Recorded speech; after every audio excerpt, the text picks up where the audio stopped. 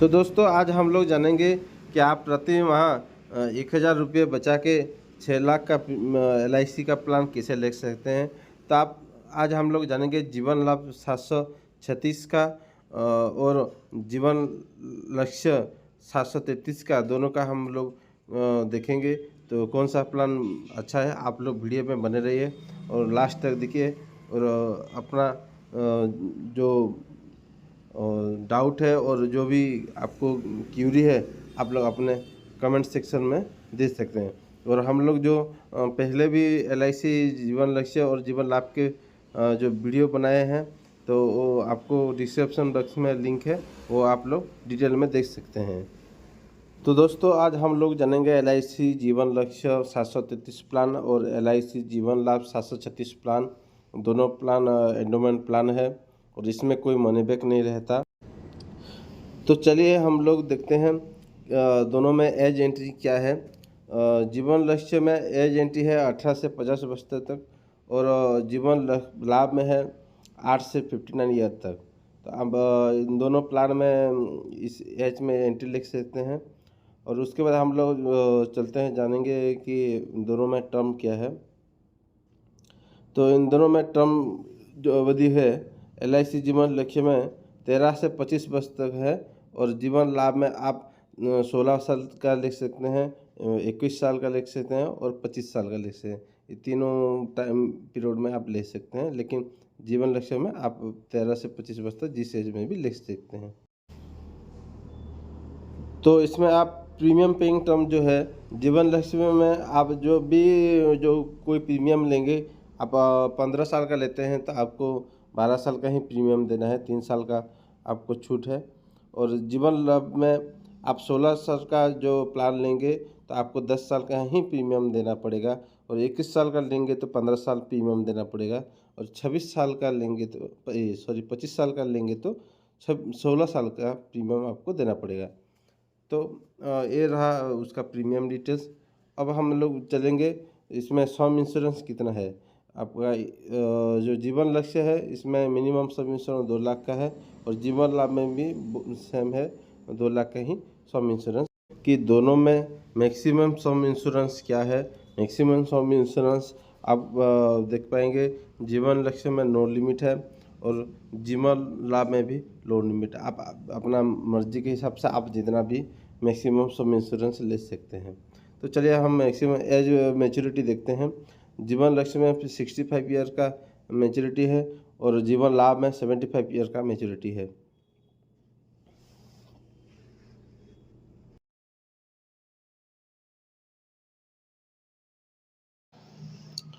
तो इसमें surrender period क्या है। सरेंडर पीरियड आप जीवन लक्ष्य में 1 ईयर के बाद सरेंडर कर सकते हैं और जीवन लाभ में भी 1 ईयर के बाद सरेंडर कर सकते हैं। दोनों पॉलिसी को 1 साल के बाद ही अपनी सरेंडर कर सकते हैं। मेरा सजेशन है आप सरेंडर मत कीजिए, उसको ऊपर आप लोन ले सकते हैं।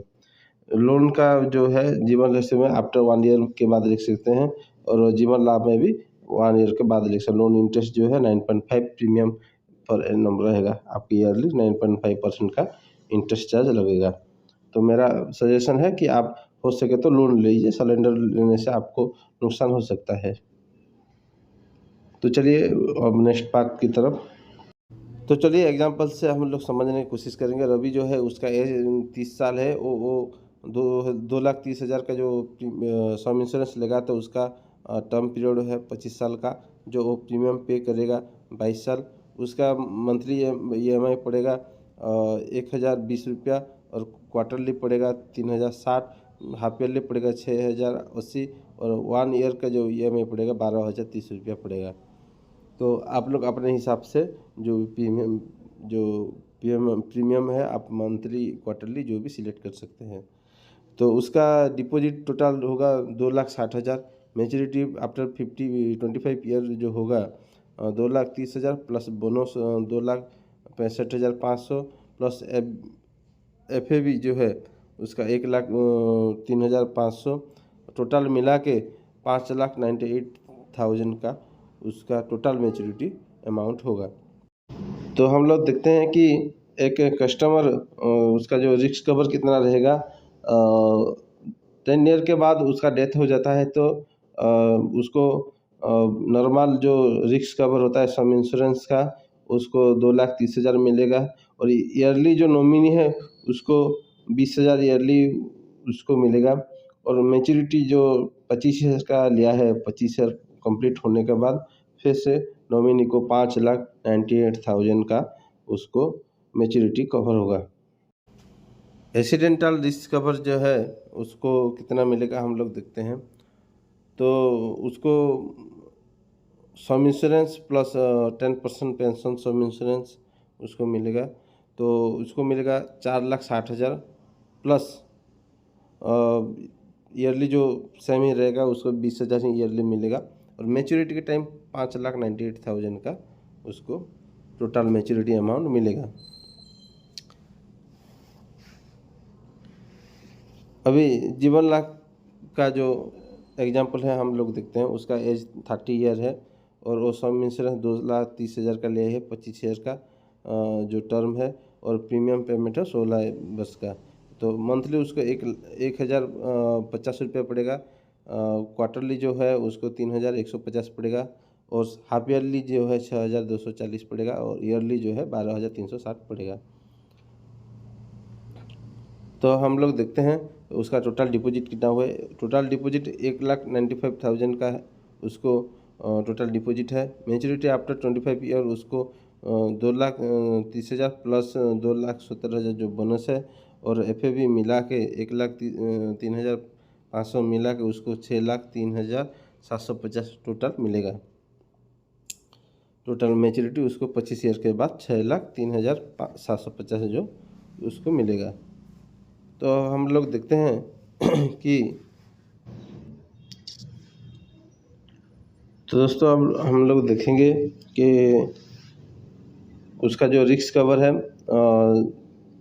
वो जीवन लाभ में कितना रहेगा। कस्टमर जो आफ्टर डेथ 10 ईयर रहता है तो नॉर्मल जो सम इंश्योरेंस है और बोनस मिला के उसको 3,38,000 मिलेगा। और रेसिडेंस रिस्क कवर जो है उसका 4,60,000 प्लस 1,08,100 टोटल मिलेगा 5,65,000 मिलेगा। इसमें जो जीवन लक्ष्य में ईयरली जो मिलता है नॉमिनी को, उसको जो मेंटेनेंस के लिए वो इसमें नहीं मिलेगा। दोनों प्लान में कौन सा बेटर है? तो आप इन्वेस्टमेंट के लिए देखना चाहते हैं तो जीवन लाभ आपके लिए बहुत बेटर है। और रिस्क कवर जो अपने फैमिली के जो रिस्क कवर के लिए आप लोग देखना चाहते हैं तो जीवन लक्ष्य सबसे बेटर है। और दोनों के लिए जीवन लाभ बचत का प्लान है और इसमें रिस्क कवर का प्लान है। जीवन लक्ष्य प्लान मेरे मतलब से तो बहुत ही अच्छा है। अपने परिवार का जो पॉलिसी होल्डर नहीं रहेगा तो उसको मेंटेनेंस के लिए ही जो ईयरली मिलेगा 20,000 वो बहुत बड़ा अमाउंट होता है। तो इसलिए मेरे हिसाब से जीवन लक्ष्य बेटर प्लान है। तो LIC 733 जीवन लक्ष्य पॉलिसी को कन्यादान पॉलिसी के नाम से भी जाना जाता है।